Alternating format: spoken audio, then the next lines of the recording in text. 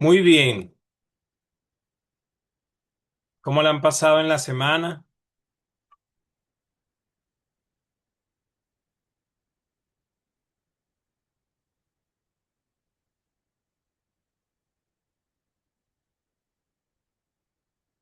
Bienvenido, Giancarlo. Gracias por prender la cámara.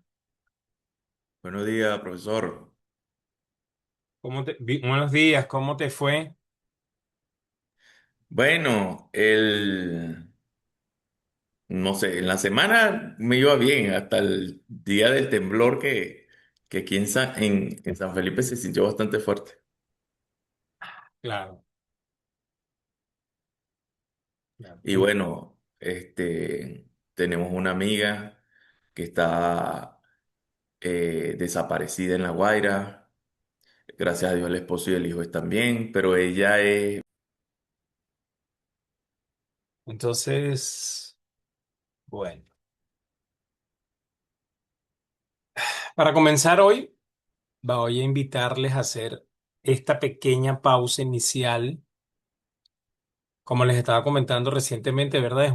Son días bastante complejos a nivel nacional y es completamente natural y válido que nuestra mente esté dispersa, que sintamos el cuerpo tenso, que queramos estar revisando todo el tiempo las redes sociales, saber qué pasa ante cualquier movimiento, todo eso es normal.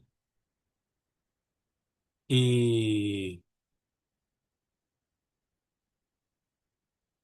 eso, todo lo que traen hoy aquí tiene permiso de estar. Vamos a tomarnos solo 3 minutos para aterrizar juntos. Si te sientes cómodo, si se sienten cómodos, pueden cerrar los ojos. Si prefieren, pueden mantenerlos abiertos. Simplemente descansa tu mirada en un punto neutro, tal vez en tu escritorio o en la pared que está frente a ti.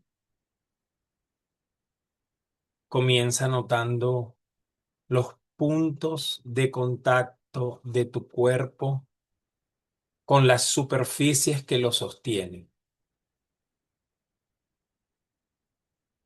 Siente la firmeza del suelo bajo las plantas de tus pies. Presiona los pies sobre el suelo. El suelo está ahí, firme, dándote soporte en este momento.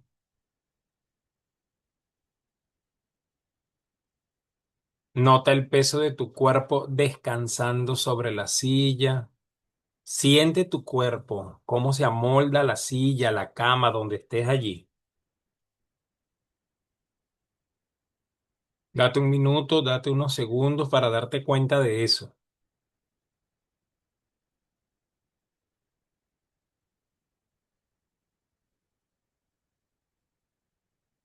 Date cuenta de la presión de los pies sobre el suelo. Permite que la silla haga el trabajo de sostenerte por este par de minutos. No tienes que cargar con nada. Puedes simplemente dejar que tu peso descanse sobre la silla.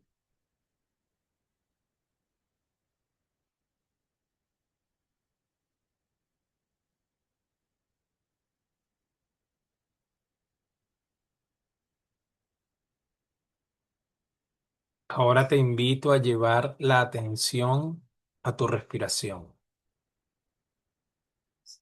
No tienes que cambiarla ni hacer nada. No tienes que hacerla más profunda. Solo nota cómo el aire entra y cómo sale.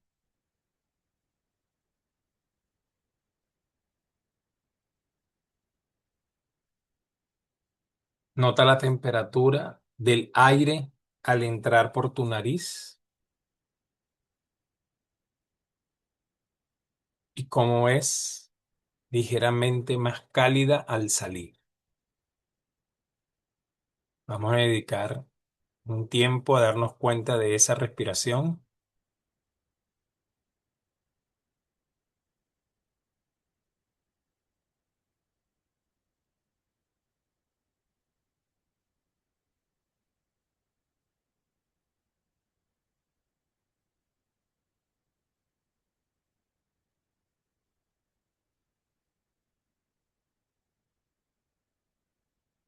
Si notas que tu mente viaja rápidamente a otras preocupaciones, a las noticias o al exterior, es completamente normal.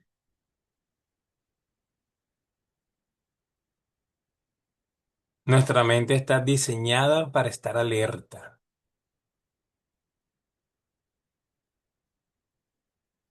Simplemente nota que tu mente se fue y con mucha amabilidad y sin juzgarte, regresa tu atención al sonido de mi voz y a la sensación de estar aquí sentado respirando. Vamos a volver otra vez a nuestra respiración.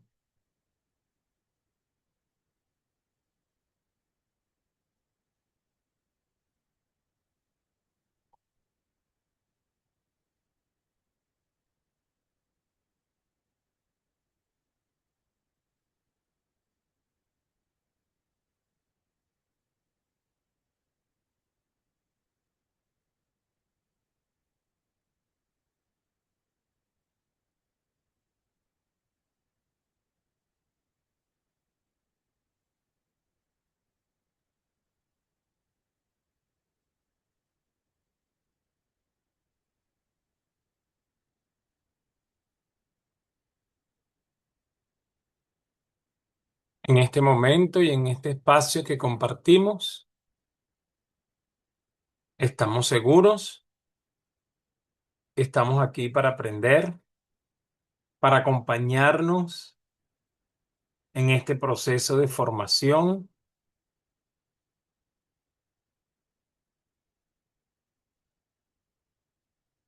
Poco a poco vuelve a notar tus pies en el suelo.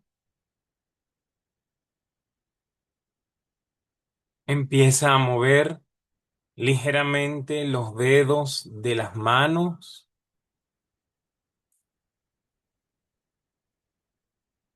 Mueve un poquito los hombros.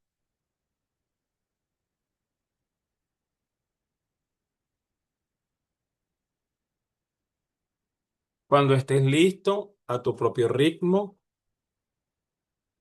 te invito a abrir los ojos o a levantar la mirada para reconectar con el grupo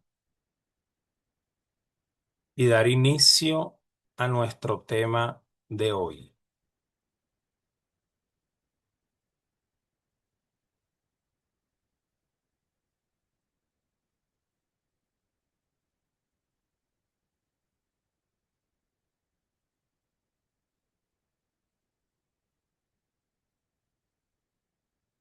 Muy bien. Bueno, ¿algún comentario?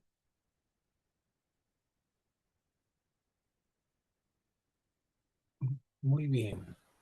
Vamos entonces. Gracias, profe, por A la ese ejercicio orden. de la mañana. Tenemos que hacer un poquito de centración, decían por ahí en la gestal. Bueno, me enseñaron a mí que así se llamaba. Después lo aprendí como mindfulness. Gracias a ti por estar aquí en esta situación, ¿verdad? Que estamos viviendo. Bueno, vamos esta es una clase muy larga, como yo les mencioné en su momento, es una clase sumamente extensa, muy teórica, tiene muchísima información. Yo he planificado pausas en diferentes momentos de la clase para asimilar, pausas donde nos permiten, cuando voy a pasar de un tema a otro, hacemos una pausa. Van a haber ejercicios, dinámicas dentro de cada una de las clases. Es bastante densa. Gracias a Dios tenemos un receso al mediodía y eso nos va a permitir centrarnos otra vez, pues volver otra vez al punto.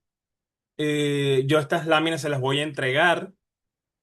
Tomen apuntes, ¿sí? Bueno, y participen en la medida en que ustedes participen en las dinámicas, participen en todo lo que está planificado. En esa medida nos vamos a apropiar más del contenido y bueno, vamos a disfrutar un poco una clase que es altamente teórica, pues, ¿no? Y entonces, bueno, es básicamente, esa es mi recomendación.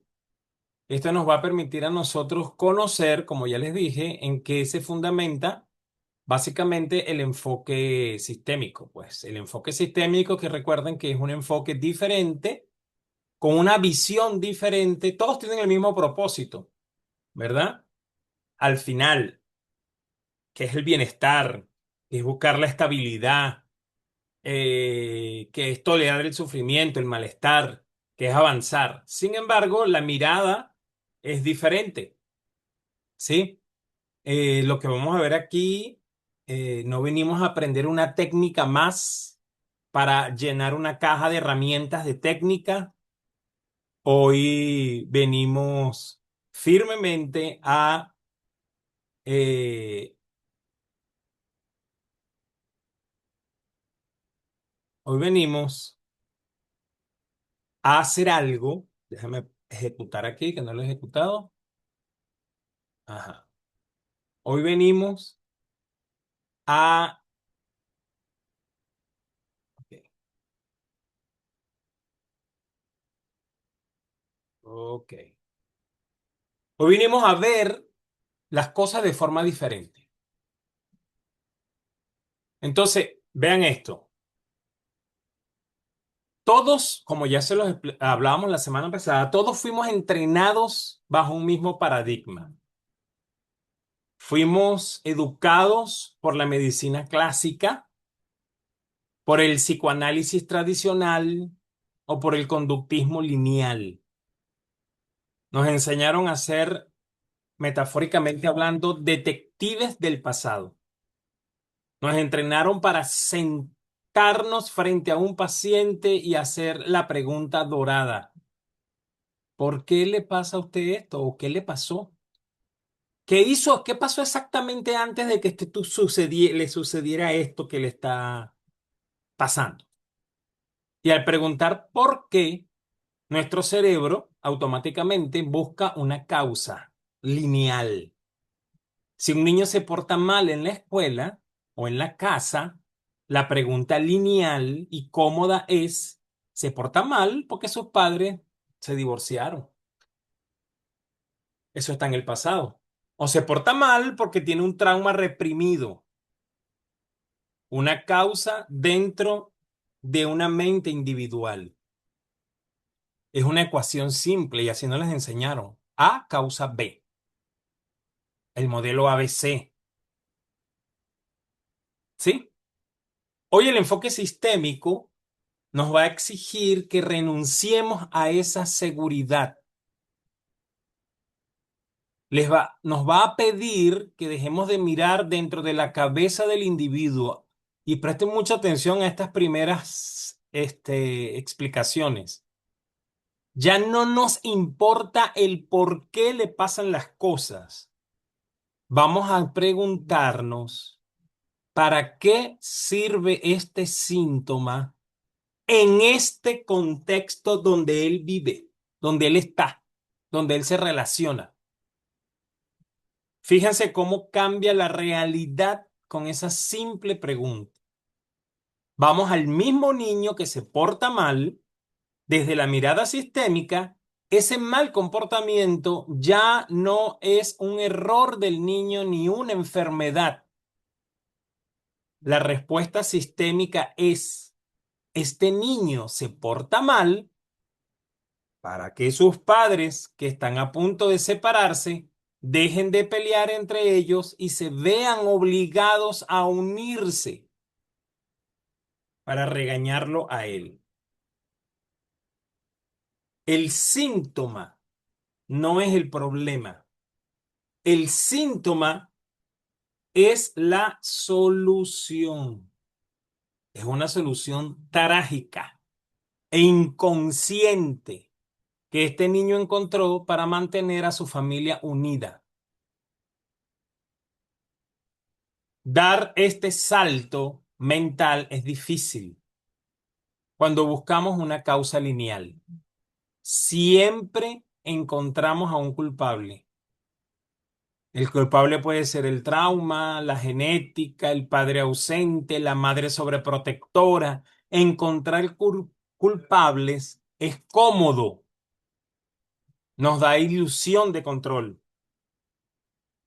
Pero en el pensamiento sistémico, ¿verdad? No hay villanos. Hay una causalidad circular donde todo influye en todo. El propósito del padre afecta a la madre.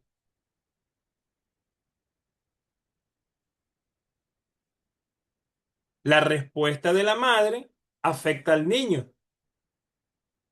El síntoma del niño vuelve a moldear la relación de los padres.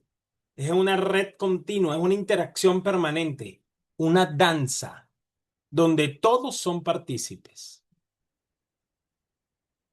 Perder esa comodidad, porque imagínate, esta comodidad con que nosotros interpretamos las cosas o nos generamos las hipótesis, o sea, no es de ahorita, es desde que comenzamos a formarnos, incluso más allá.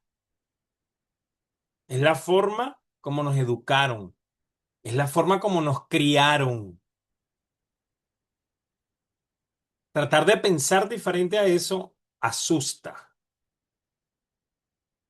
Y yo que soy descendiente de italianos,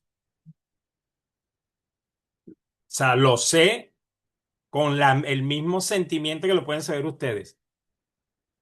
Pero en este enfoque es el único camino para generar cambios reales en las familias que confían en nosotros cuando van a terapia. Así es que despedirnos, vamos a despedirnos de la linealidad y vamos a darle la bienvenida a la complejidad. Este señor que está aquí se llama Bachelard, de apellido Bachelard, Gastón Bachelard. Y él nos invita a eso, nos los dice. El mayor obstáculo que nosotros tenemos es el conocimiento previo que tenemos. Perdón, mayor obstáculo para conocer algo nuevo es precisamente el conocimiento previo. ¿Sí? Es lo que él llama el obstáculo epistemológico.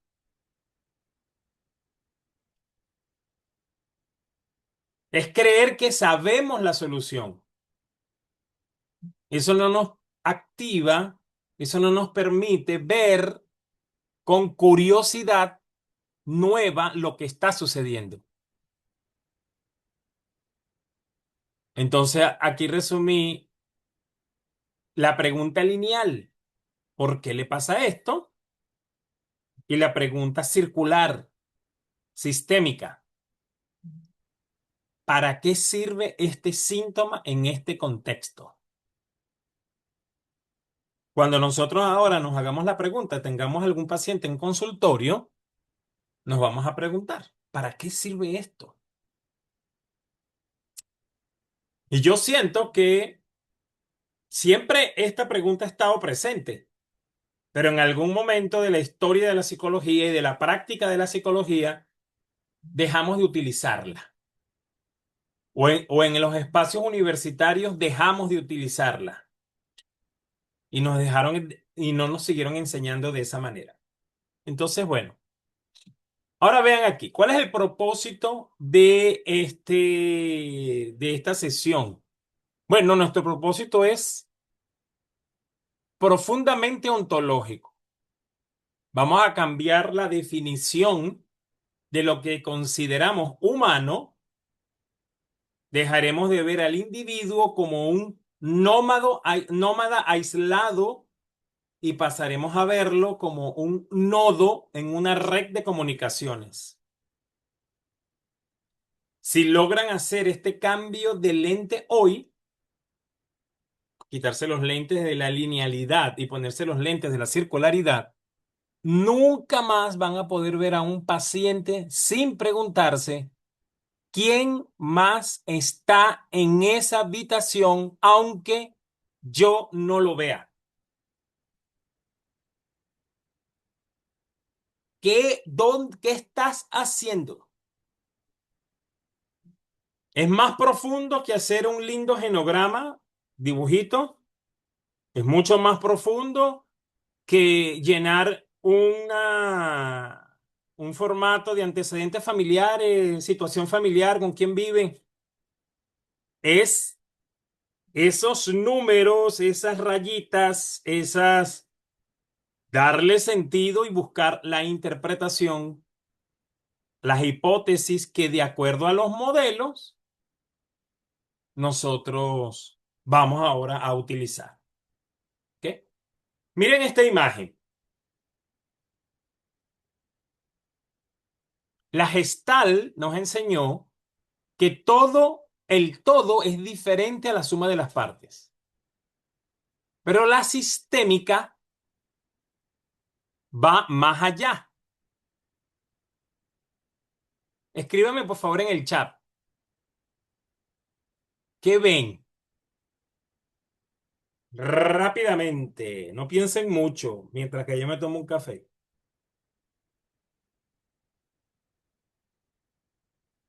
Dos personas, dice Vicky. Una copa y dos personas, dos caras, dos personas. María Cáceres, dos personas, una copa, una copa, dos caras y una figura como una copa. Había una copa y dos caras, dos personas o una copa. Muy bien, muy bien.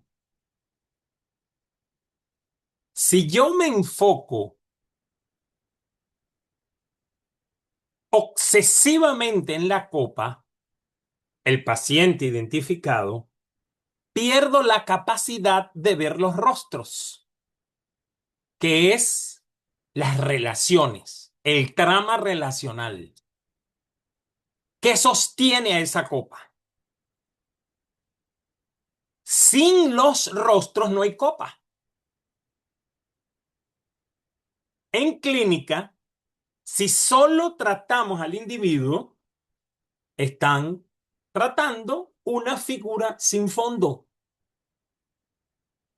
Si solo tratamos al niño, al adolescente, no estamos considerando todo lo que está alrededor de él, que impacta, influye directamente en él. Y eso, estimados colegas, desde este enfoque, es una mala praxis epistemológica. No lo estoy haciendo bien.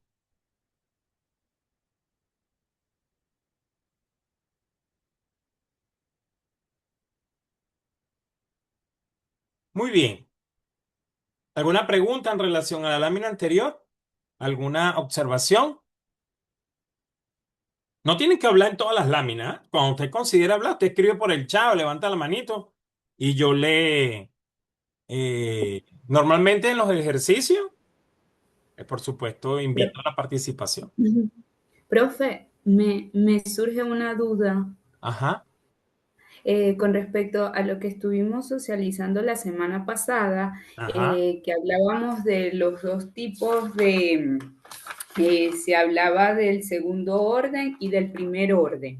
Ajá. Y nos hablaba, uno nos invitaba a tener el encuentro con toda la familia y el otro nos decía que podíamos atender a uno de ellos. Y ahora, desde este enfoque, nos lleva a que debemos atender al grupo, a la No, familia común. gracias, Mariale, por tu pregunta. No es, no es, o sea, no es literalmente así.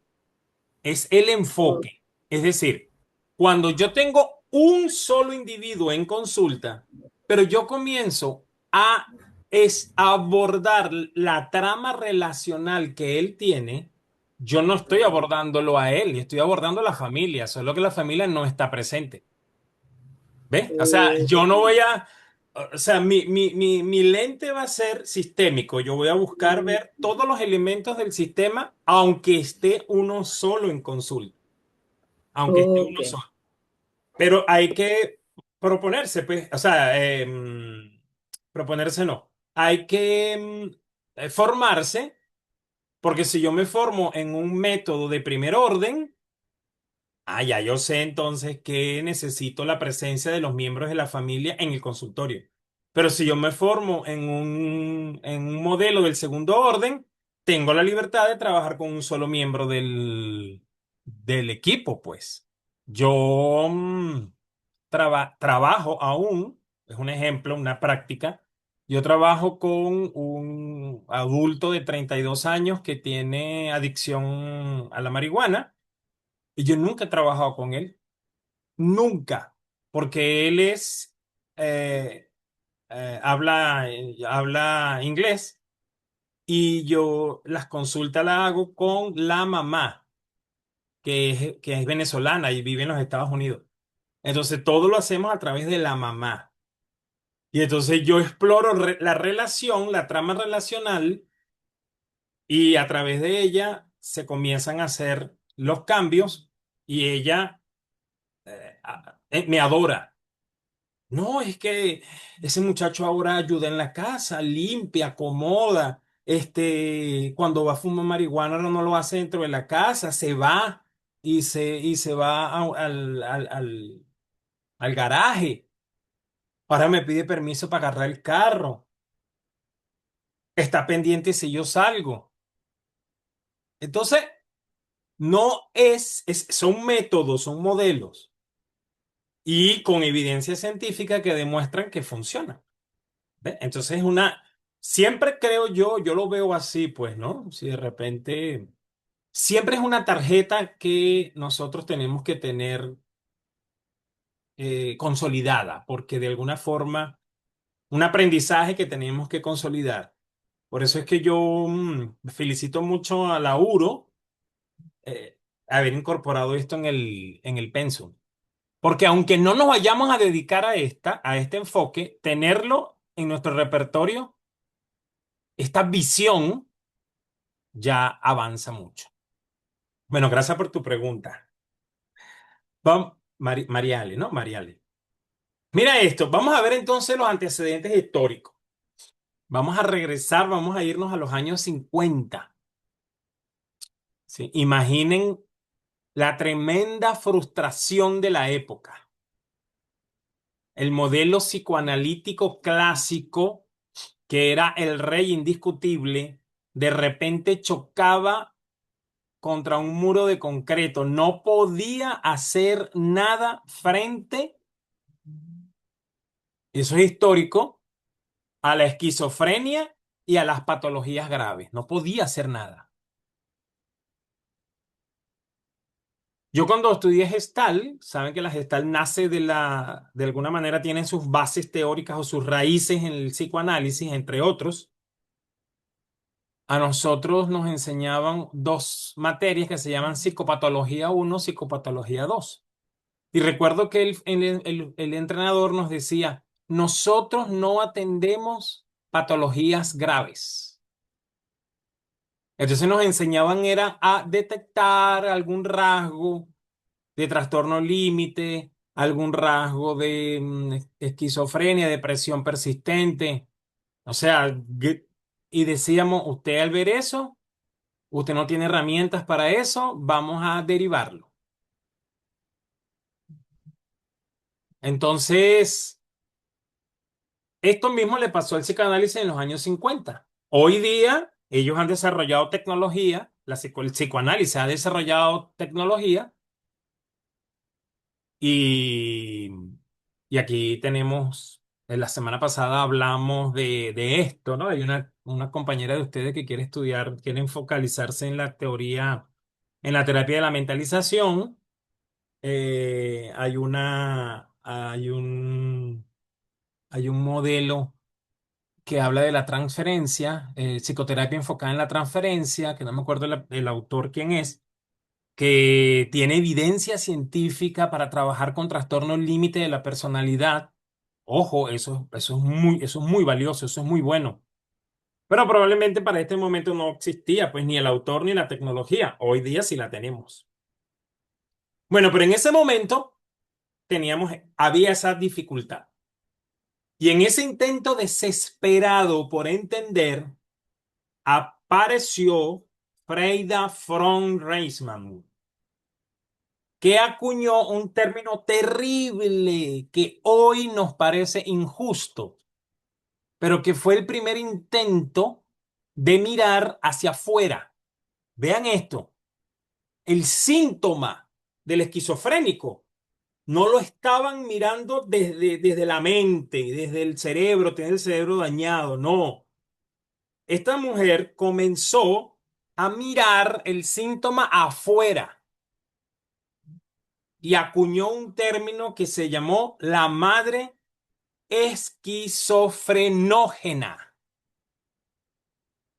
La madre esquizofrenógena. Se empezó a creer que una madre fría y dominante era la que creaba la locura en el hijo. Definitivamente fue un avance porque comenzamos a mirar a la familia. Pero había un problema fatal. ¿Cuál era? ¿Quién se da cuenta? La esquizofrenia. Bueno, Ajá. Dime, dime. bueno, profe, allí considero dos aspectos, ¿no? Uno, que no estábamos visualizando la parte orgánica. Y dos, que de igual manera se seguía también juzgando, o sea, a la madre en esto, ¿no? Y socialmente era visto de manera muy negativa a esa mamá. Ok. Muy bien, gracias.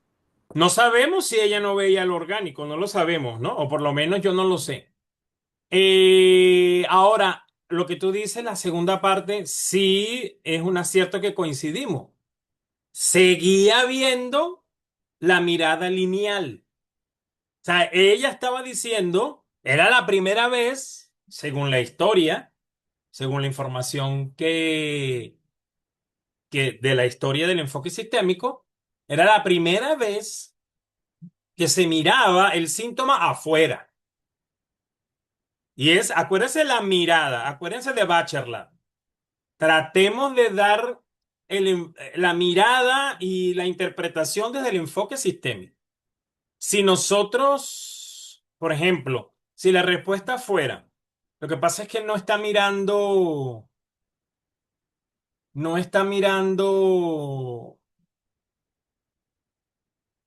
lo orgánico, bueno, ahí vamos a lo mismo. Porque entonces lo orgánico, bueno, es una causa lineal, pero la mirada del enfoque sistémico es circular. Y entonces ella está diciendo, no, que la madre, bueno, está sacando del individuo la causa o la está dirigiendo a la familia. Allí tenemos entonces una mirada diferente, pero seguía siendo lineal, ¿sí lo ven? O sea, esta madre esquizofrenógena estaba generando una persona, una locura, un esquizofrénico. Era la simple ecuación. La mala madre produce un hijo enfermo. Seguíamos buscando un solo culpable para un problema complejo, ignorando todo el resto del ecosistema, todo lo que estaba pasando alrededor de él. Y aquí es donde la historia se pone fascinante. Investigadores brillantes como Nathan Ackerman, que lo tengo aquí abajito, y John Elder Bell empezaron a notar un patrón en los hospitales psiquiátricos que literalmente les congeló la sangre.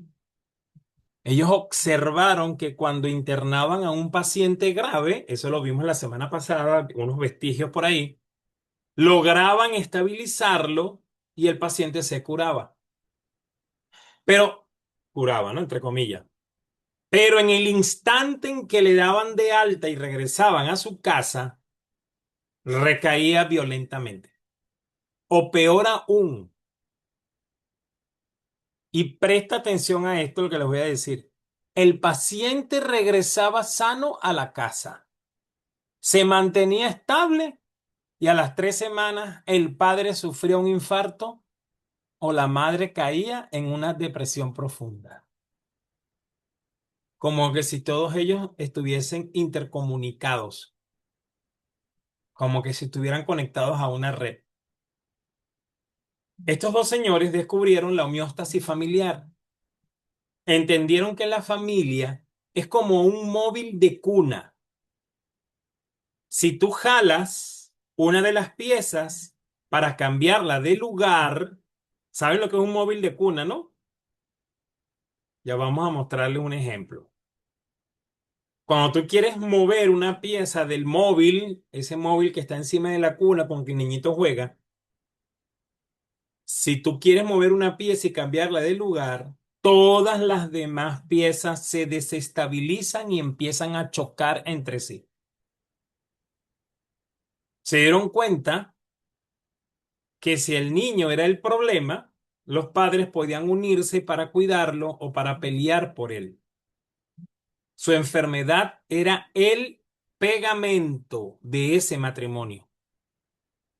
Pero si el hijo sanaba, los padres se quedaban sin excusas, se miraban a la cara y sus propios conflictos ocultos explotaban, como lo vimos en los ejemplos que ustedes mismos estudiaron la semana pasada.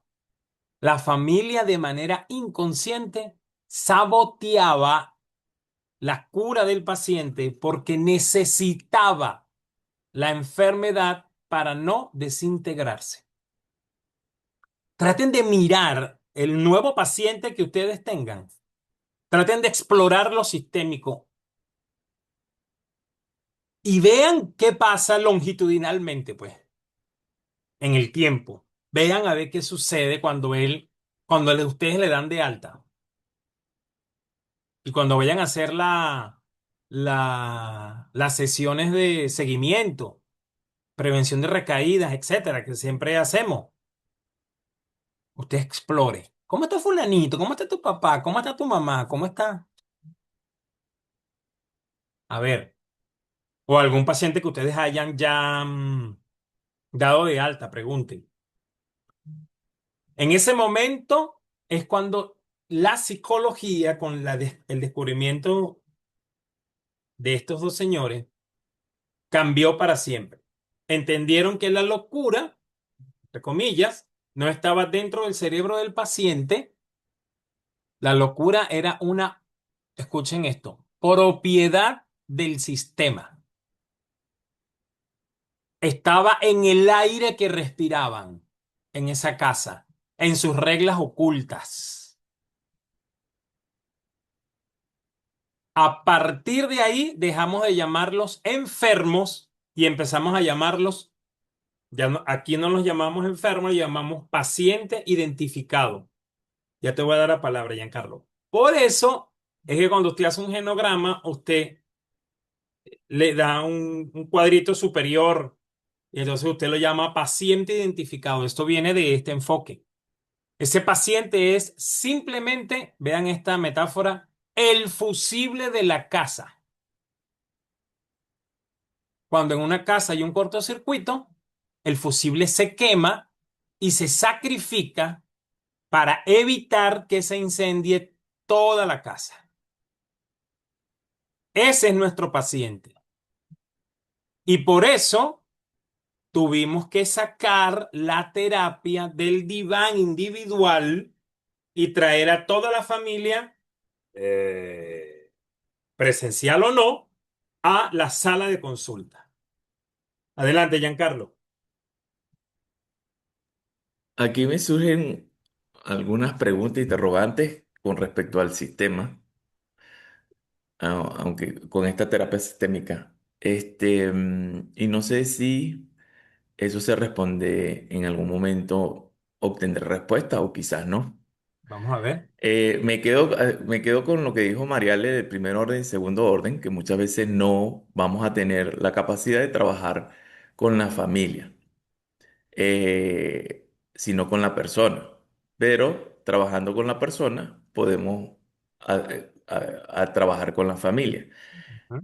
Pero me quedo cómo yo modifico, trabajando con la persona, cómo yo modifico a esa familia, cómo yo sano esa familia, porque si hablamos de la homeostasis familiar y es una familia enferma, y yo llego a sanar a un paciente y ese paciente se integra otra vez a ese sistema familiar, la familia me lo va a volver a enfermar, buscando ese equilibrio, homeostasis familiar.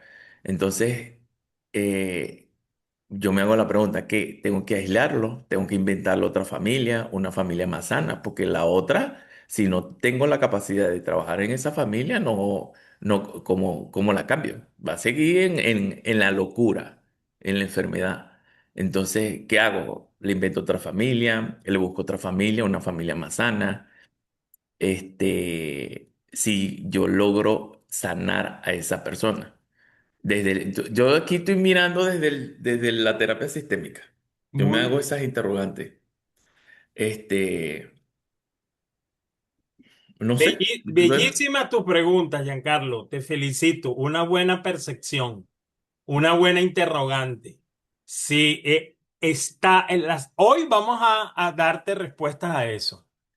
Y bueno, yo te puedo decir, bueno, cómo sí hay respuesta para eso, porque hay un fundamento teórico que es replicable y que funciona y que le da respuesta al enfoque, a la mirada sistémica para el cambio de la familia desde ese mismo paciente que ha sido identificado y sanado. Vamos a ver.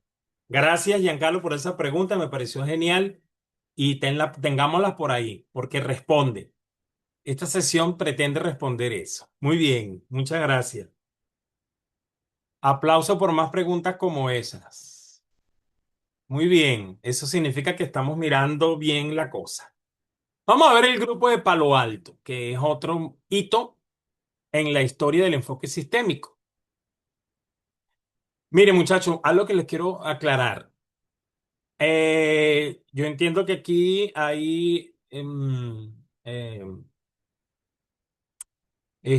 muchos colegas que están formados en el psicoanálisis y en el y en la psicodinámica. No se sientan atacados. Lo que pasa es que el enfoque sistémico surge de la oposición, o no de la oposición, surge porque en su momento el psicoanálisis no daba respuestas a algunas cosas. Como ya les expliqué, hoy día el psicoanálisis ha evolucionado. Entonces ustedes van a ver que en el discurso de toda la clase siempre se va, o sea, no siempre, pero hay muchos momentos donde se va a hacer comparación con el psicoanálisis y el discurso va a oponerse a él. Entonces, no es algo particular, no es algo de Guillermo Marconi. A mí, yo morbosamente o con mucha curiosidad, me gustaría saber por qué el psicoanálisis hace lo que hace. ¿Y por qué ha durado tantos años funcionando y la gente se sigue preparando y la gente sigue cambiando? Eso es una inquietud, una asignatura pendiente en mi vida, ¿no? Aprender de eso, porque de alguna manera funciona. Pero es simplemente para que entiendan, porque a veces va a suceder que el discurso va a estar muy en contra, pareciera que está en contra del enfoque. Aquí no estamos en contra de ningún enfoque. Decía Carl Jung, aprende todas las teorías, no sé si literalmente me acuerdo de la frase, él decía, aprende todas las teorías, aprende todas las técnicas, pero cuando estés al frente de una persona, trátalo simplemente como eso, como una persona. Y entonces eso es muy sublimemente humano. Y así siento que tiene que ser, pues, ¿no? Muy bien. Bueno, en la lámina anterior veíamos la crisis. Vimos la crisis que representó que surgiera una solución. Ahora vamos a viajar a Palo Alto, en California. El famoso MRI, el Mental Research Institute. Perdón por mi inglés, es malísimo. Aquí se formó el Dream Team que hoy nos parecería impensable en la psiquiatría tradicional. Tenemos a Don Jackson, que aquí ya lo conocieron la semana pasada. Ahora lo están viendo con su grafiquito, ¿verdad? Con su imagen. Psiquiatra, a Gregory Bateson, un genio de la antropología, y a Guy Haley, un experto en comunicación. ¿Y por qué es importante esos tres? ¿Por qué se le llaman el Dream Team? Porque al meter a un antropólogo, a un comunicador, en un hospital psiquiátrico, le quitaron el monopolio de la salud mental a los médicos. El mensaje fue claro. La locura no es exclusivamente biología. La locura, entre comillas, ¿ok? No es un cerebro roto. La locura es el resultado de un entorno social que te envía mensajes imposibles de descifrar. Y aquí es donde Gregory Bateson, lanza la frase más brillante de todo el enfoque sistémico. Lo que él mencionó, el antropólogo, la mente no está encerrada en el cráneo. La mente es inmamente al sistema. La mente no está en la cabeza, dentro del cráneo. Está inmamente. Está flotando en el sistema. Quédense por ahí con esa frase. Vamos a ver cómo la interpretamos. Benson hacía una pregunta fascinante. Él hacía una pregunta fascinante para explicar esto. ¿Dónde termina un hombre ciego y dónde empieza el mundo? Vean esto. ¿Dónde termina un hombre ciego y dónde empieza el mundo? ¿Termina en el mango de un bastón,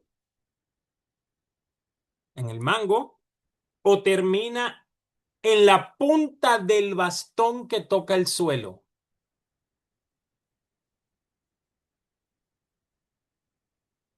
La respuesta sistémica es que la mente de ese hombre, su forma de procesar y caminar por el mundo, no está solo en el cerebro. La mente es el circuito completo. Es el cerebro, más el brazo, más el bastón, más el suelo. Si le quitas el bastón, la mente cambia. Vamos a llamarle a eso adaptación en otros enfoques, ¿verdad? Con otras miradas. Llevar esto a la clínica, por ejemplo, la depresión de una madre no está flotando en el líquido cefalorraquídeo dentro de su cráneo.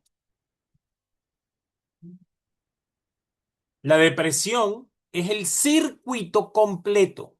Es la madre, más el silencio que castiga el padre, más la rebeldía del hijo, la mente está en el espacio que emerge, que está entre todos ellos.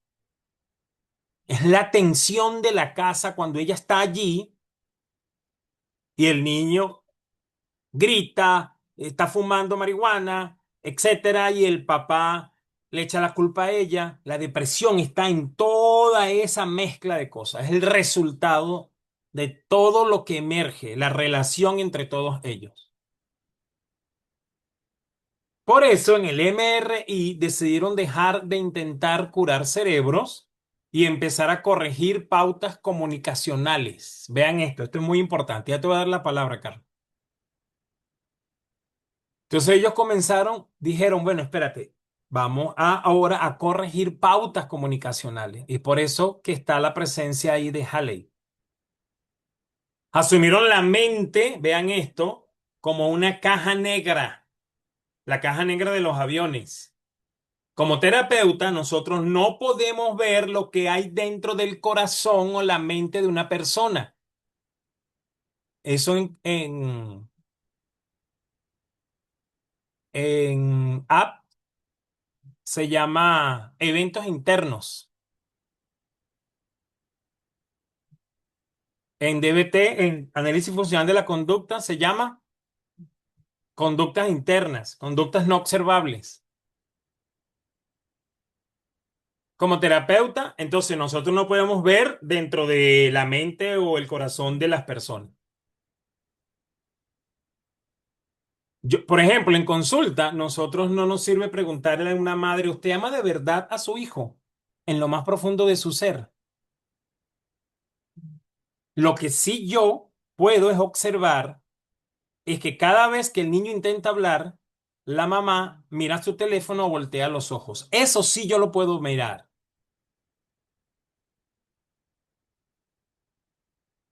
Esa es la pauta.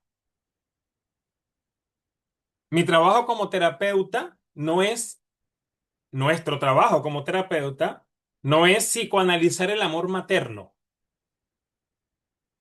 Mi trabajo como terapeuta es bloquear esa mirada evasiva y forzar al sistema a crear una nueva pauta de comunicación allí mismo en consulta. Esté el niño o no esté en la sesión. Si cambiamos la forma en que se comunican, el sistema desaparece porque ya no es necesario. El sistema cambia, perdón, porque ya el síntoma no es necesario. Quiero cerrar esta lámina con otra distinción muy importante que harán en su carrera. La terapia familiar no es una modalidad.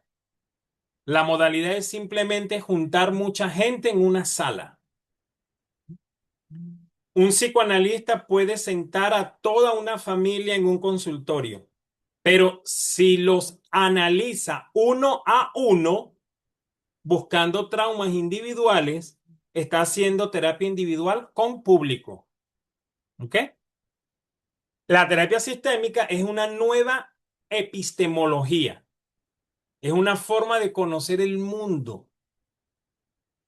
Ustedes pueden tener a un solo paciente sentado frente a ustedes, totalmente solo en el consultorio, pero si mientras lo escuchas, ustedes están pensando, es el enfoque, es la mirada, cómo afecta el cambio de este hombre a su esposa, qué lugar ocupa su síntoma en la familia, qué pasará si él hace esto con la familia con... Entonces, ustedes están haciendo terapia sistémica. ¿Ve? Entonces, es la mirada, es el lente con que vemos las cosas. Carlos, ¿te me fuiste o bajaste la mano? No, profe, aquí estoy.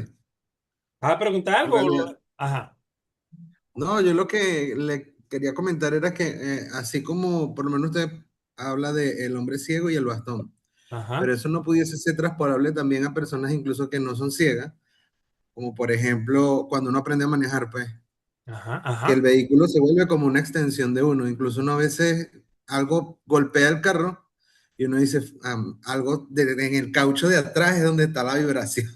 O Exacto. sea, como que las cosas alrededor de uno se expanden, igual que el teléfono, pues. No Mira, necesariamente que uno tenga como que una condición o una limitante, sino que cualquier herramienta que uno use se convierte como en una extensión. as- Y lo relacioné también con el hecho de que a veces las madres y los padres también, o incluso a veces hasta los abuelos, ven a algunos familiares como extensiones de su propio ser, no como un sujeto individual, sino como que alguien parte de ellos mismos, pues. sí, muy bien, muy buena observación, Carlos. Mira, tú sabes que se crearon los Teslas, ¿no?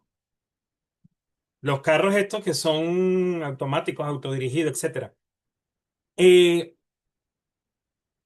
Al principio estaba leyendo precisamente ayer cosas del sistema. Estaba leyendo ayer que inicialmente ellos salieron sin volante. Este, y resulta que la sensación del individuo era eso, pues, que habían perdido, que no sabían qué hacer con las manos, ¿sí? En un carro no sabían qué hacer con las manos. Y hoy día, bueno, le dieron funcionabilidad, pero hoy día le pusieron volante a los Tesla, aunque no lo necesitan. Entonces ahora la gente pone sus manos en el volante, pero por supuesto que no lo guía, porque lo guía es el sistema que está diseñado dentro del aparato. ¿Ve? Tiene que ver Y también con sonido también creo que le pusieron algunos, pues, porque el sonido. sonido del motor es sonido de Ah, embuje. imagínate tú. Bueno, muy bien, gracias por tu intervención. Vamos, seguimos entonces con la siguiente lámina, que les hablé ahorita de la caja negra. ¿Ok? ¿Saben lo que es la caja negra, no? Yo me acuerdo, yo conocí lo de la caja negra cuando, cuando mataron a Reni Otolina. A lo mejor es gente, eso como que prehistoria para algunos de ustedes.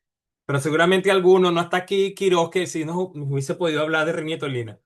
Reni Otolina era un político, era un comunicador social muy influyente en la televisión en Venezuela en los años 70. Yo nací en los 70, pero cuando ya yo nací, ese señor tenía varios años de haber muerto. Pero lo que les quiero decir era que era muy influyente y tanto es así que todavía se habla de él. Y él era candidato presidencial y claramente era, él era el virtual ganador, René Tolino. Y en ese momento estaba gobernando Carlos Andrés Pérez en su primer gobierno. Bueno, resulta que él iba a hacer un viaje en una avioneta. Creo que era para Margarita, a hacer alguna actividad política. Y la avioneta se dañó, pues, se cayó. Y entonces allí fue el cuento de la caja negra, ¿no? Que la caja negra, porque la caja negra guarda toda la información que va sucediendo en el vuelo. Si alguien sabe mejor de eso, me lo explica, pero guarda toda la información, pero eso está allí, pues, ¿no? Entonces ahí fue donde comencé a escuchar, desde ese momento tan impactante en mi vida, haber conocido que habían matado a alguien y el tema de la caja negra, cuando me topo con la caja negra en el enfoque sistémico, bueno, se me activaron esos recuerdos. Muy bien. Vamos a ver entonces el concepto de la caja negra. ¿Ok?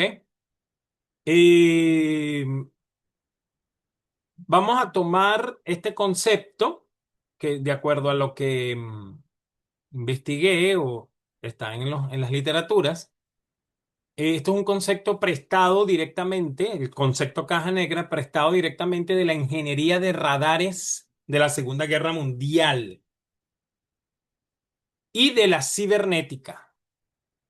En ingeniería, cuando tenemos un aparato sumamente complejo que no puedes abrir para ver cómo funciona, o sea, imagínate tú, no lo puedes abrir. lo estudias como si fuera una caja negra. ¿Qué haces? Observas qué pasa cuando envías una señal, el input, y analizas la respuesta que te devuelve. ¿Sí? El sistema nos exige aplicar esto a la mente humana. El enfoque sistémico te dice que la mente es como una caja negra y nos exige una profunda humildad epistemológica. ¿Qué significa eso? No, no vamos a abrir la caja, vamos a dejarla allí. No importa lo que pase adentro de ella, lo que importa es lo que tú entras, lo que tú le das y qué es lo que sale. En análisis funcional de la conducta es el antecedente y la consecuencia, ¿no? La contingencia antecedente, la contingencia, el antecedente y la consecuencia.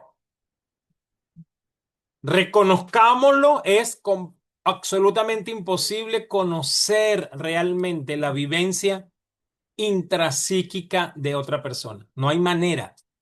Intentar abrir esa caja para interpretar el inconsciente siempre será una inferencia, una especulación nuestra. Siempre será. Antes el terapeuta creía saber más del paciente que el mismo paciente. En las terapias contextuales dice que la persona que más sabe de sus síntomas es el propio paciente. Eso es humildad epistémica, epistemológica. Decíamos cosas como, tú crees que estás enojado. Por ejemplo, ese es típico de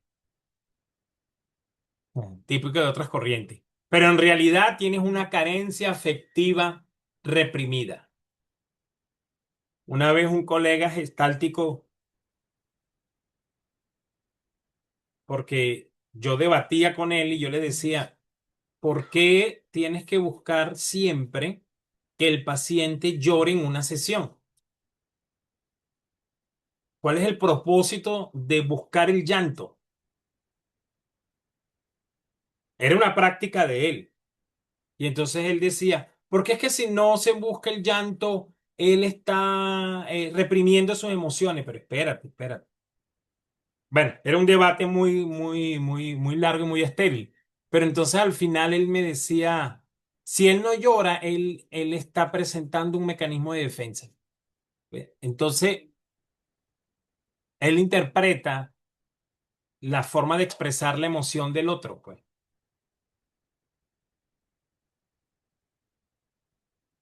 Hoy el terapeuta sistémico, bueno, en este momento el sistémico dice, no sé qué sientes realmente en lo más profundo de tu ser. Ni podré saberlo, ni puedo saberlo con certeza. Yo solo sé lo que observo. Yo solo sé lo que estoy mirando. Yo solo sé lo que tú haces cuando tu esposa te grita. Es lo único que sé, pero no sé qué pasa por tu cabeza. Se dan cuenta que es pura humildad epistemológica. Es una simple economía operativa. Decidimos trabajar la mente como una caja negra. Dejamos de ser adivinos de intenciones para convertirnos en observadores de interacciones. Observamos la interacción. Nos enfocamos en lo que entra, lo que le dicen, lo que te hacen y en lo que sale, lo que tú respondes como paciente. Imaginen, por ejemplo, un niño, un paciente llamado Juan, que él bebe en exceso. El enfoque psicoanalítico intentaría abrir la caja.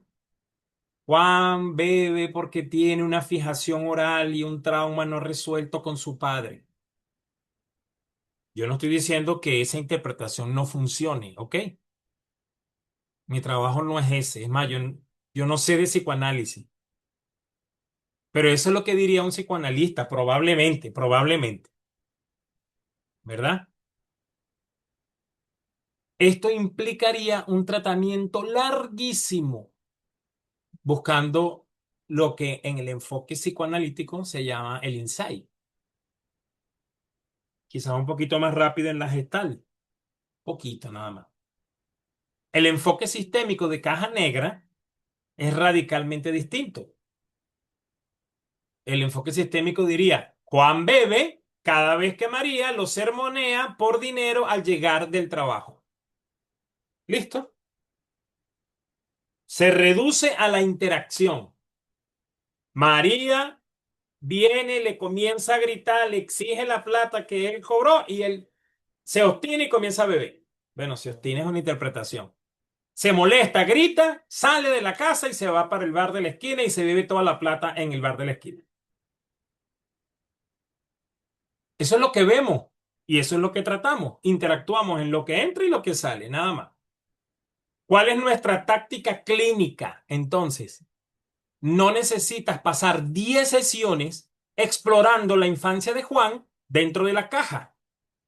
Si la mente procesa información, yo sé que si siempre le doy el mismo input, la caja siempre dará el mismo resultado, output. O sea, y es una cuestión de observación. Mi intervención, en este caso, es quirúrgica. Le pido a María que deje de sermonear a Juan al llegar a la casa, que lo salude de una forma totalmente inesperada. Al cambiar la interacción, cambia el input. La psique de Juan, esa caja negra, esa mente, se descoloca y se verá obligada a procesar diferente, arrojando un input distinto. Unos lo harán de manera más inmediata, otros tardarán un poquito más, pero al final eso va a llegar. Eso fue lo que yo hice con mi paciente de 32 años que consume marihuana, que yo nunca lo he atendido jamás. Eso fue lo que yo hice, nada más. Cambiar la interacción de la madre con él. Y lo hice desde la madre, validándola todo el tiempo. Oye, ¿cómo es posible que ese muchacho con 32 años que no trabaja? No puede ser. Y cuénteme. Y entonces yo exploraba las interacciones y su discurso, captaba lo que decía y entonces buscaba la forma de que cambiara ese acercamiento. Y le daba un poquito de psicoeducación y le decía, no, esto funciona por esto y tal. Que al fin y al cabo es el menor de todos los hijos y es el que por naturaleza, no necesariamente, pues, pero culturalmente es el que se va a quedar con la madre, porque ni siquiera casado está. Y si se casa tendrá que quedarse en la casa, pues bueno, esas son interpretaciones mías.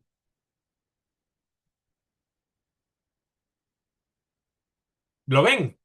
No especulamos sobre traumas reprimidos ni mecanismos de defensa, no, nada de eso. Intervenimos sobre cortocircuitos observables. Si cambian las reglas del juego, las mentes se ven obligadas a jugar diferente.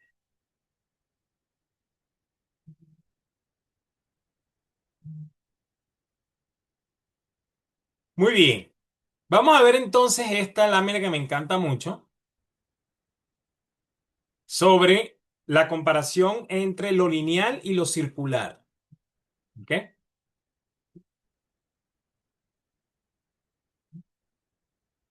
Si entendemos esta lámina, vamos a entender la terapia sistémica. ¿Ok?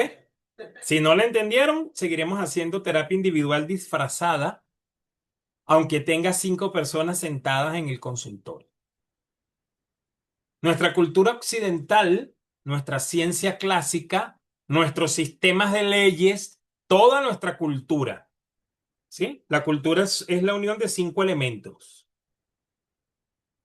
las normas intrínsecas, lo que llamamos nosotros no, sí, las normas tácitas, que son las normas culturales, las leyes, la idiosincrasia,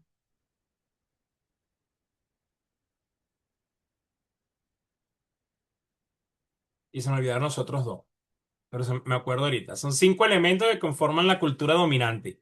Bueno, en nuestra cultura occidental, nuestra ciencia clásica y hasta todo esto que les acabo de mencionar, están basados en una trampa. Trampa. Es el pensamiento lineal. La educación. Todo es lineal. Nos enseñaron que hay una causa A que produce un efecto B. Si en la escuela el niño salió aplazado, es porque no estudió. Y de ahí no nos salimos, pues.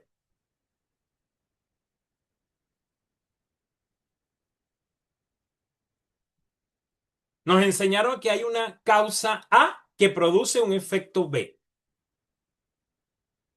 La lógica lineal es maravillosa y es muy útil.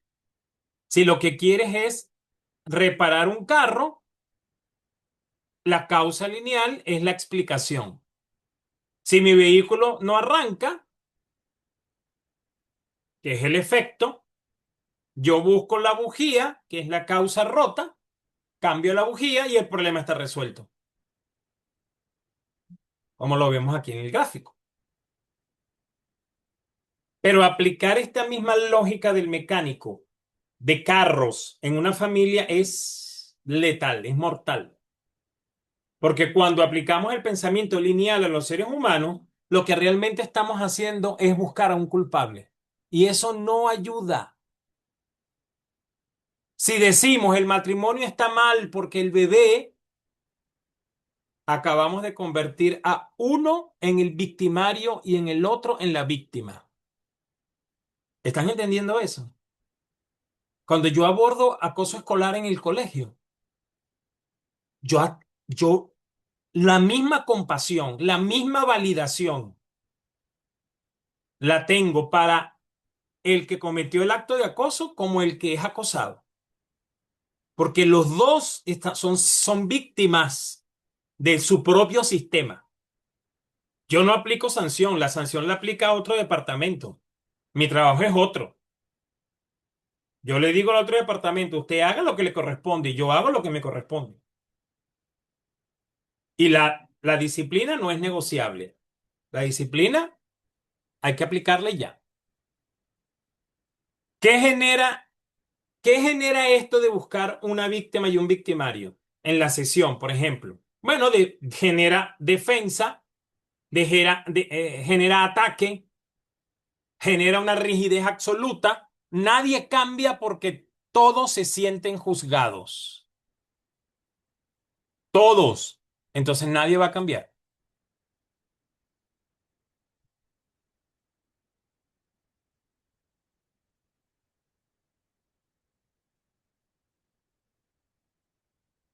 Aquí es donde entra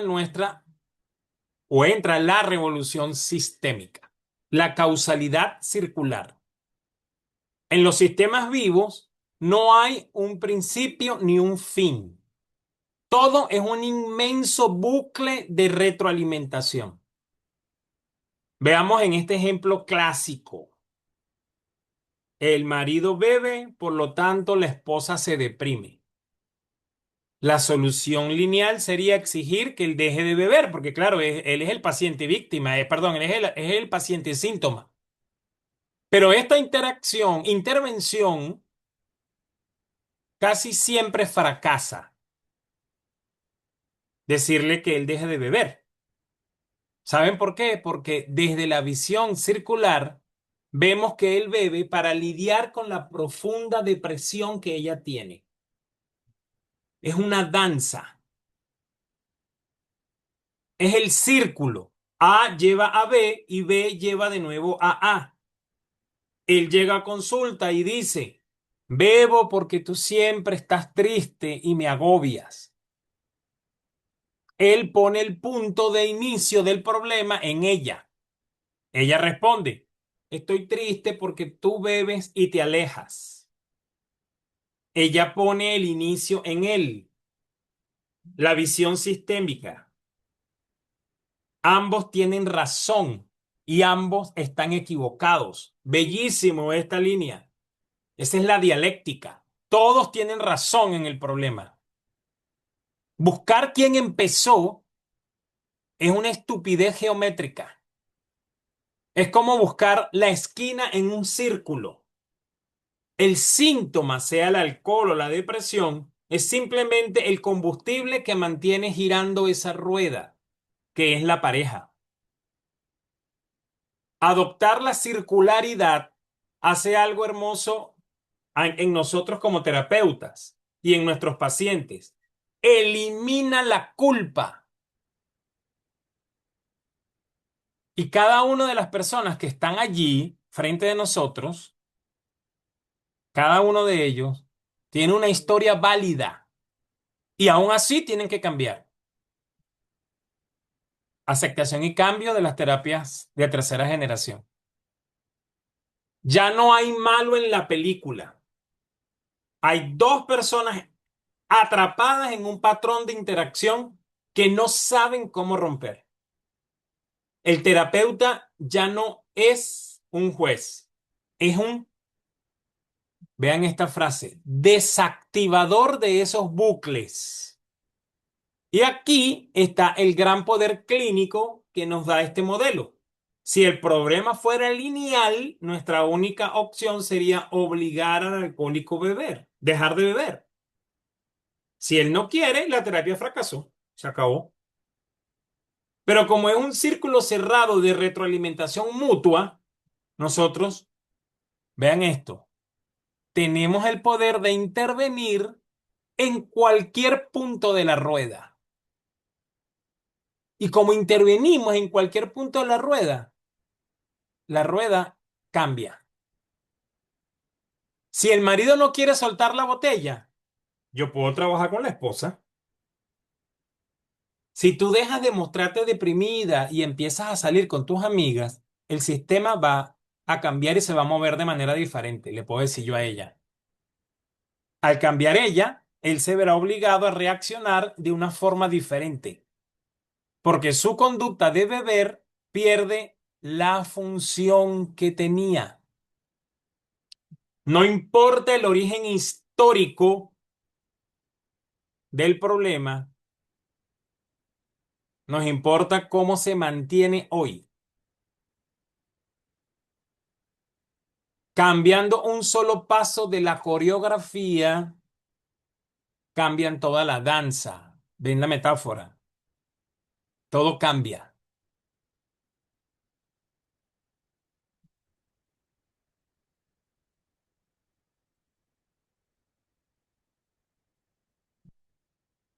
Muy bien. Ahora vean esto. Vamos a alejar un poco más. Vamos a alejar la imagen que vimos anteriormente. Vamos a guardar el microscopio clínico, ese que usamos para mirar únicamente la neurona. A mí me encanta mucho cuando María Froxán dice, ¿dónde están las analíticas para saber si la debilidad, la deficiencia de neurotransmisores es lo que está generando este síntoma? Y es verdad, pues, ¿no? ¿Dónde está eso? Cuando eso aparezca, cónchale, será más certero y más fácil todo. Qué bueno. Y vamos a guardar ese microscopio y vamos a sacar un lente angular, un lente de esos que nos permite, una lupa gigante, pues. Vamos a romper de una vez por todas lo que en terapia sistémica llamamos la tiranía del individuo. Históricamente nuestra psicología ha sido profundamente monádica. Mónada significa unidad aislada. Estudiábamos a la persona como que si fuera una isla. Medíamos sus niveles de serotonina, suponíamos, sus complejos, su autoestima, pero hoy daremos el salto hacia lo holístico, hacia el holos, el todo. Vamos a asumir que ese paciente que tiene sentado al frente es muchísimo más que la simple suma de sus partes.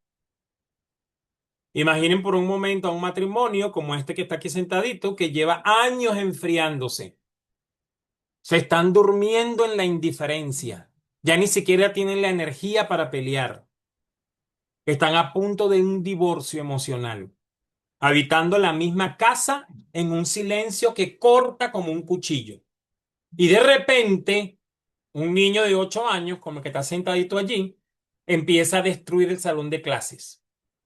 Corre, grita, golpea, no presta atención a la maestra. La visión monádica clásica lineal nos diría, imagínate, ese niño ahora no quiere prestar atención, no quiere saber nada de las clases, se para, la maestra le dice, siéntate 4, 5 veces, 6 veces en una hora y el niño no aprende, se sale del aula de clase. Llevan a ese niño a consulta. ¿Qué presume usted? Escríbame en el chat. ¿Qué presume que tiene? Escríbamelo. ¿Qué presume que tiene el niño que está ahí ahora? No presta atención, hiperactivo. ¿Qué tendrá? ¿Qué tendrá? Escríbanmelo que los estoy leyendo.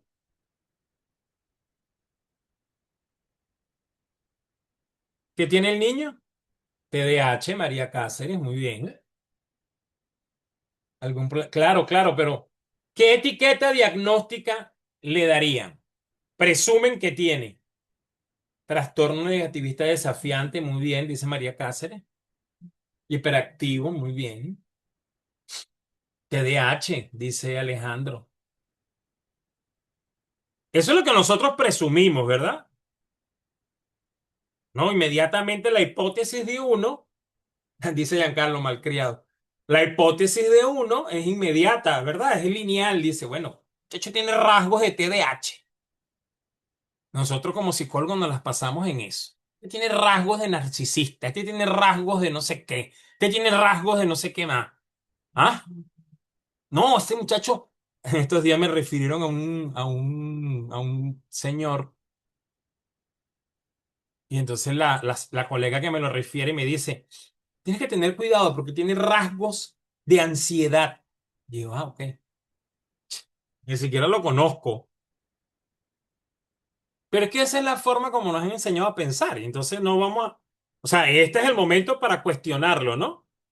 En nuestra práctica profesional es lo que nosotros tenemos y es cómo funcionamos. ¿Ok? Gracias por la intervención de todos los que participaron.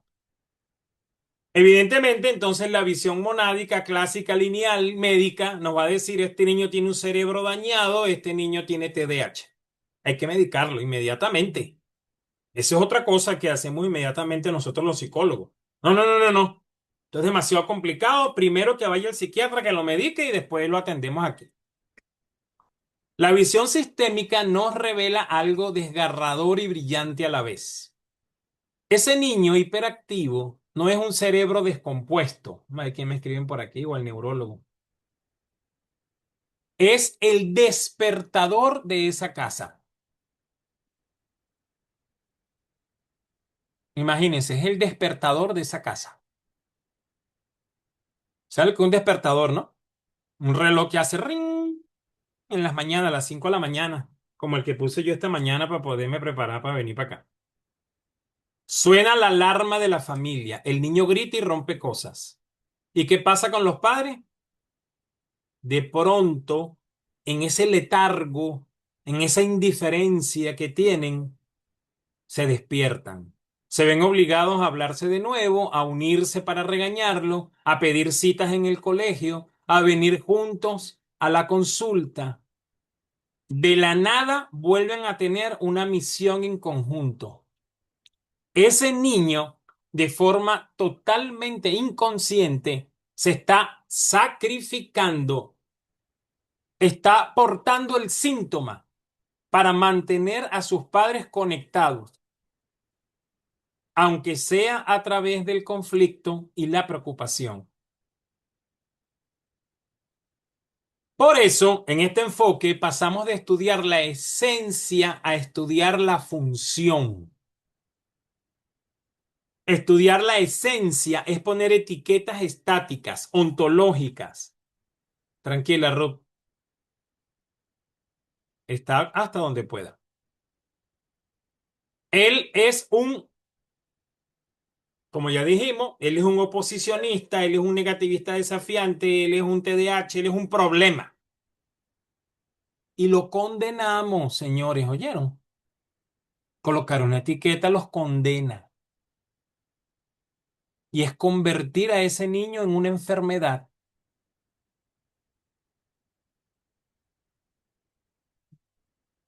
Yo no doy etiquetas diagnósticas.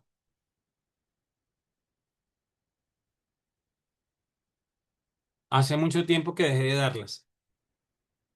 Yo recibo, yo estudio y desde la clínica tengo mis hipótesis y trato de y trabajo con las conductas que se manifiestan y que están validadas en mi proceso de abordaje, ¿verdad?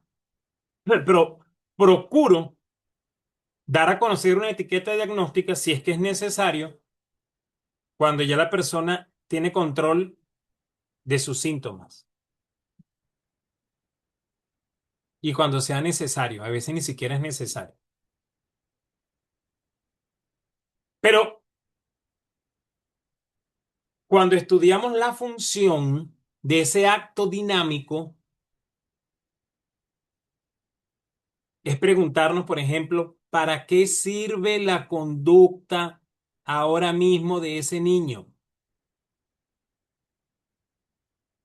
La respuesta clínica es que su hiperactividad, en el caso del niño, sirve para distraer a la madre de su depresión y reconectar al padre que estaba ausente.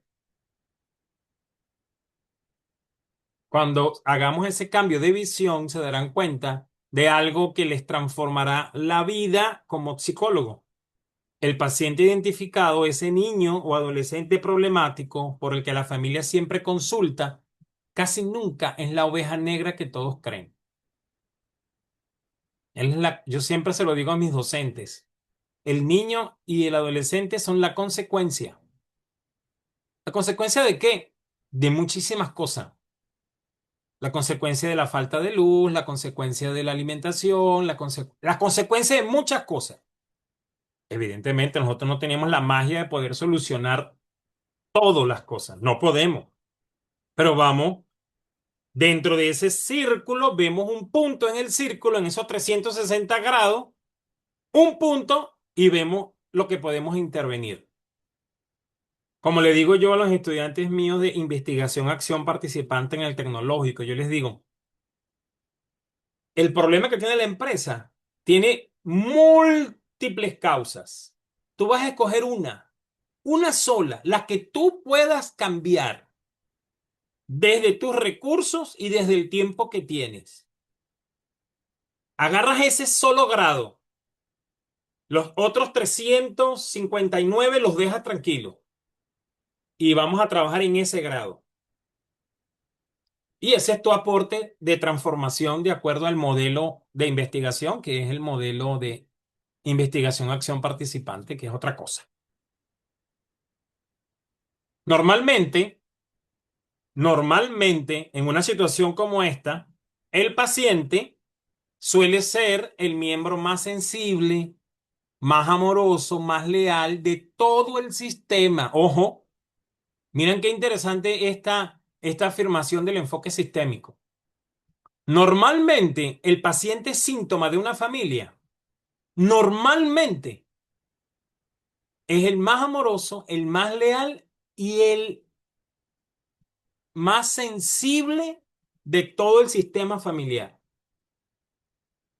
Es el que está dispuesto a cargar con el peso de la enfermedad para evitar que su familia colapse.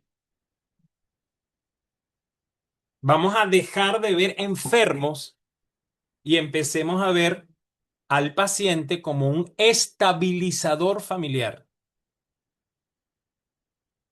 Acuérdense siempre de Bacherlat.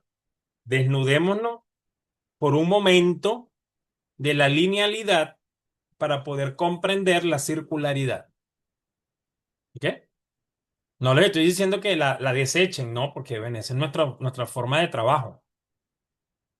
Pero tratemos de verla de manera diferente. María Quirós, bienvenida. ¿Cómo está Ciudad Bolívar? No tengo rato, pero escribiendo en el chat. Entre eso, por Perdóname. eso le escribí, sí, el enfoque de tener la mente extramuros, ¿verdad? Lo puse entre Ujú, comillas, porque entonces el síntoma también está extramuro. O ujú. sea, no tengo el síntoma dentro de la mente, entre comillas, pues como para darle un entendimiento al enfoque. Y esto me hizo recordar que vemos mucho en los, bueno, Bolívar está bien, pero tengo muchísimo trabajo con el colegio. Me Por eso imagino. estoy un poquito intermitente, pero estoy aquí. Y este enfoque me gusta mucho porque creo que es lo que he venido haciendo históricamente con el derecho, más de 35 años de ejercicio, porque cuando uno entra a un núcleo familiar, tiene que revisar todo, pues. Y me hace recordar mucho en los conflictos siempre donde hay sobre todo en los trastornos de adicción, o sea, llámese drogadicto, Ujú, donde el núcleo familiar dice, y siempre lo decimos, mi mamá que bola porque va a querer ese malandro, si el malandro le hace sufrir. Y bueno, casualmente tuve una reunión con unos familiares y les hice saber, sin saber el enfoque que bueno, que siempre las madres amparamos al más débil. Pero ¿cómo va a ser más el débil si ese coño madre es un tremendo drogadicto, ladrón? Y eso me hizo recordar este ejemplo en particular. O sea, sí, efectivamente es el más débil, es el que ha estado gritando, pero no ha sido escuchado. ujú. También es un enfoque bien dificultoso a nivel de drogadicción, pero no deja de ser bien bonito e interesante eso y que nos hable un campo de visión. No tenemos el cerebro disculpando las orientaciones de cada quien. El cerebro tan chiquitico, también me llama la atención eso que dice Carlos, perdón, Giancarlo. Ajá, cómo mejoró el sistema, Ujú, este, precisamente porque es un enfoque de envergadura. O sea, no puedo nada más que ver al niñito que está llorando cuando realmente, y también le escribí a la muchacha por el chat, porque estoy en 50 cosas a la vez. El tema este de las mujeres que acostumbramos, y lo digo porque en mi oportunidad también lo hice, de meter el carajito en el medio. Ay, no, él no puede dormir sin mí, le gusta el olor a mi pecho. No, y lo que estaba era creando fronteras entre mi pareja y yo. Entonces, eso también es sistémico. Entonces, si va, no, que es que el niño tiene miedo, tiene terror, ataque de pánico. No, la que tiene ataque de pánico eres tú de dar la relación. muy bien, muy bien. Bueno, gracias, María. Siempre es bonito escucharte aquí y tus aportes. Bueno, entiendo tus responsabilidades allá en el colegio y bueno, más bien felicitaciones por esas ganas de seguir haciéndolo y haciéndolo bien. Muy bien, gracias por tu aporte. Sí, vamos a tener respuesta para eso, para la inquietud de Giancarlo y la tuya, y la de todos probablemente. Pero vamos a ver esto, vamos a ver el paciente identificado que es el paciente que llega a la consulta, ¿verdad? Siempre tenemos que quitarnos el lente de la causalidad lineal, ¿ok? Por lo menos en esta clase, durante este tiempo, cada vez que tengamos clase los sábados.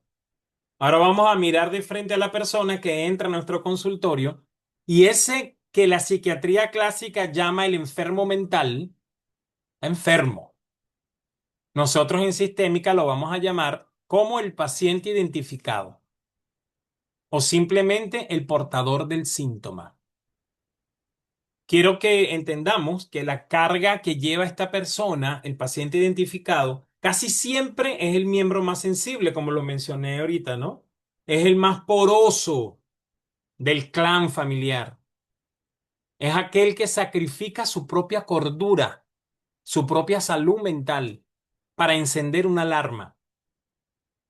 Vean eso desde la visión sistémica. Traten de explorar en sus casos pasados y vean. Traten de darse cuenta de eso. Es aquel que sacrifica su propia cordura, su propia salud. Como decía Shakespeare en Hamlet, su síntoma es la forma de gritarle al mundo: algo huele mal en Dinamarca.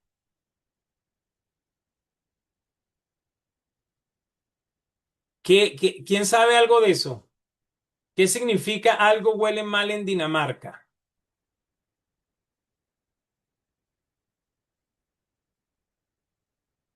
Bueno, en Hamlet, cuando se narra esta situación, se hace referencia a que había un incendio, ¿no? Pero esto hace referencia de que hay una situación sospechosa, poco clara, o que hay indicios evidentes de que algo ilegal, corrupto o deshonesto está ocurriendo detrás de la escena. Entonces, cuando yo veo al paciente identificado, ¿verdad? Cuando yo vea al paciente identificado, yo voy a decir como Shakespeare en Hamlet: eso que me está presentando el niño aquí en consulta es una forma de decirme a mí que algo está pasando en mi casa, algo sospechoso, algo deshonesto, corrupto, ilegal, algo malo está pasando. Y entonces yo con esa visión, ahora sistémica, ¿verdad? Voy a activar esa curiosidad para ver qué es lo que está oliendo feo por allá en Dinamarca, qué es lo que está oliendo podrido, qué es lo que está pasando. Dime, María. Profe, eso me hizo acordar del caso de un niñito que llegó por referencia de la escuela, Ajá. pues que, no, el niño es hiperactivo, tiene TDAH. Yo le digo a mamá, la maestra no puede diagnosticar, deje que conversemos con el niño y veremos qué pasa. Cuando le pregunta al niño qué es lo que le pasa, yo le digo, si hay algún problema, tu mamá se puede salir o se queda, tú decides. No, ella se tiene que quedar. Ok, chévere. Entonces, en eso, bueno, entonces coméntame qué es lo que te pasa. Estoy cansado de ver que mi papá le pega a mi mamá. Ujú.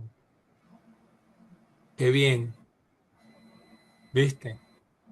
Claro, eso era su reacción, esa Ah, inquietud, ese malestar. Entonces, claro, ahí tuve que, consejo de protección, correr. claro, todo ese aparataje de cosas que estamos Sí, que hay que obligados a hacerlo, hacer. hay Y que yo hacerlo. entiendo, yo a veces entiendo a los psicólogos cuando dicen: no, yo no trabajo con niños ni con adolescentes. Digo, sí, porque es No es terrible, fácil, no es no fácil. es fácil, no es fácil. Pero alguien lo tiene que hacer, como digo Alguien, yo también. muy bien. Gracias, María, por tu intervención. Mira, esta figura del paciente identificado, históricamente lo conocemos como el chivo expiatorio. Recuerden ese antiguo ritual donde un pueblo, esa historia del chivo expiatorio, si no la saben, investiguenla un poquito, ¿verdad? Hay un antiguo ritual donde un pueblo que está abrumado por los pecados y las tensiones cargaba todas sus culpas sobre el lomo de una cabra y la mandaban al desierto a limpiarse. Yo una vez, en mi adolescencia, tuve como uno o dos acercamientos con el mundo de la santería,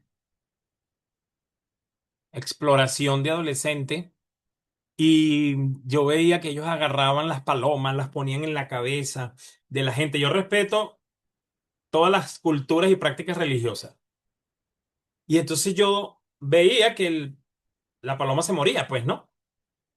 No sé si la mataban, se moría, no sé. Lo cierto es que se moría, es lo que yo veía. Y entonces el santero me decía: Lo que pasa es que yo estoy haciendo que tus pecados, tus malestares, tus síntomas se transfieran a la paloma y entonces, claro, ella es un cuerpo más pequeño con tantas cosas que tú tienes, ella se muere. Digo, ah, ok, lo entendí. Entonces, bueno, algo así, pues, ¿no?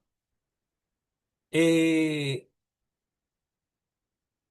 esa paloma o ese chivo, esa cabra, se convierte entonces en carga con las culpas de los demás, de todos los demás, y se convierte pues en ese elemento que va a expiar las culpas de los demás. Las familias hacen exactamente lo mismo. Cuando la tensión es insoportable por las deudas, los duelos no resueltos, la infidelidad o desamor, el sistema siente que va a estallar. Para evitar esa explosión, la familia elige de forma inconsciente, no es que vamos a agarrarte a ti, sino que el sistema, las teorías del sistema escogen la dinámica, la fuerza, escoge al más débil, el más leal, el más poroso, escoge de forma inconsciente a uno de sus miembros para que se porte mal y se enferme. Acuérdense que es el enfoque. Esto le da a la familia un alivio perverso. La familia se calma, pero es perverso porque hay uno de ellos que se está sacrificando. Les regala una mentira vital. Ahora todos pueden señalarlo y decir, nosotros estamos bien. Si no fuera por la rebeldía de Juanito, seríamos una familia perfecta. Se convencen de que el problema no es uno solo. Se convencen de eso. Que el problema no es de todos, sino que es de uno solo, de Juanito. Salvador Minuchin, que lo vamos a ver durante todo este trimestre, durante toda esta clase, llama a esto la triangulación desviadora. Y es una mecánica brillante. Imaginen a papá y mamá, ya no se soportan, como ya hemos puesto en el ejemplo. El divorcio es inminente, la tensión corta la respiración de la casa. Imagínate tú qué terrible. Es terrible, es terrible eso. Profe, el chivo expiatorio es al señalado, no al que Exacto, señala. exacto. El paciente Ok, identificado, el que porta el ok, síntoma. ok. Entonces, imagínate, no se soporta. Yo no sé si ustedes han vivido alguna vez una situación así a nivel familiar, que, o han escuchado la historia de alguien que llegan y no se soportan. O sea, la casa es terrible, el ambiente. Entonces, el divorcio es inminente. El niño con sus antenas emocionales siente el peligro que su mundo se rompa. Por eso es que Violeta Ocklander, en un libro que ella escribió que habla sobre la terapia gestal infantil, no me acuerdo el nombre del libro personalmente, pero ella decía eso, pues, ¿no? Los niños sienten tanto que ellos cargan con las culpas de toda la familia. Si los papás se están divorciando, ellos se sienten culpables de eso. Y la culpa es una emoción, es un sentimiento que es corrosivo para el individuo y más para el niño. Por eso es que la gestal es altamente sistémica, pues, ¿no? Eh, Cuando el niño siente el peligro que su mundo se rompa, ¿qué hace? Desarrolla un síntoma, desarrolla un ataque de asma, fracasa en la escuela o empieza a consumir drogas. ¿Y qué pasa con el matrimonio en crisis? Ese matrimonio que está a punto de divorciarse. Bueno, dejan de pelear, tienen que unirse obligatoriamente para llevar al niño al hospital o para regañarlo, o para rescatarlo de la policía, el matrimonio se estabiliza por un instante. La familia sigue unida. El síntoma del niño se acaba de convertir en un pegamento homeostático. Por eso, el llamado de esta clase y de este enfoque es no juzgar al paciente identificado. Ese niño que está allí, ese adolescente, no es un problema por egoísmo o por maldad. No es como me decía una amiga mía que la quiero mucho, que es psiquiatra, y entonces ella cada vez que yo le planteaba una o dos oportunidades que le planteé un caso, ella decía, él es un manipulador. La quiero mucho y no le presenté más ningún caso, pues. Porque eso ¿de qué me sirve? ¿De qué me sirve? Ese niño, ese adolescente, lo que tiene es una lealtad invisible brutal, según el enfoque.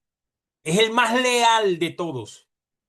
Ese niño prefiere ser castigado, medicado o incluso internado en un psiquiátrico antes que ver a sus padres separarse. Él es el denunciante del fuego. Él es el que está diciendo, hay algo en Dinamarca que huele mal. No es el criminal. A partir de hoy, nunca compren la historia oficial de la familia. Nunca compren el motivo de la consulta. Nunca lo acepten en su totalidad. Vamos a investigar ahora porque el enfoque es otro. Cuando unos padres entran al consultorio, le pongan al niño enfrente y le digan, doctor, arrégleme a este muchachito.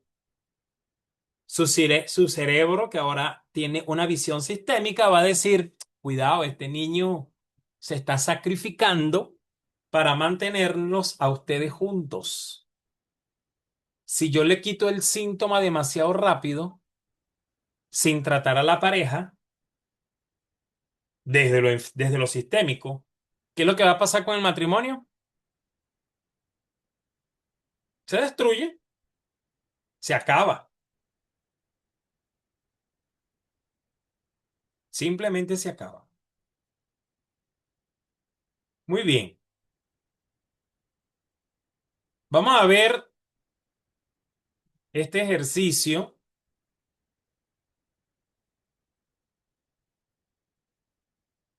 que es la metáfora de Calder. Pero me acabo de dar cuenta, ajá, aquí está. Vean esto, vean esto. Este es el móvil que les hablé, ¿se acuerdan? Vamos a verlo otra vez. ¿Qué pasa cuando un miembro, cuando un elemento del móvil se mueve? ¿Qué pasa?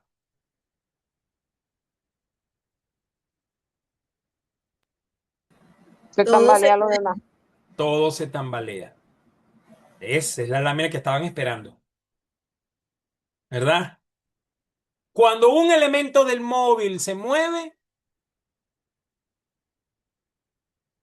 o sea, imagínense, en el móvil, la gravedad, que son las reglas familiares, mantienen las piezas en tensión, derechitas todas. Si ustedes tocan una pieza, no vibra una sola. Y ahí está un acercamiento para las respuestas de Gianfranco y de María. Giancarlos, que Giancarlos y de María. Cuando yo toco una pieza, no vibra solo esa, vibra todo el móvil. Entonces vean cómo la reorganización geométrica de los demás, vean cómo la reorganización geométrica, lo que sucede para evitar el colapso del móvil. ¿Sí? El móvil no se destruye ni se daña. El móvil, al yo tocar una pieza, todo se desequilibra, pero todas comienzan a equilibrar la tensión para volver otra vez al estatus. Esa metáfora es importante. Bueno, chicos y chicas, psicólogos, colegas, ya estamos ahorita en el primer receso. Nos vamos a regalar unos 10 minutos para, bueno, para desayunar, tomar un café, estirarnos, etcétera, y continuar con la segunda parte. Ok, bueno, les voy a poner reggaetón para complacer a María, aunque María no, ella pone su Mire, la tema. situación que se está viviendo aquí es sistémica. Aquí hay Así, que resolver de todo, de de, todo, de de todo. todo. Sí. Bueno, chicos, nos vemos en 10 minutos. Gracias por estar aquí.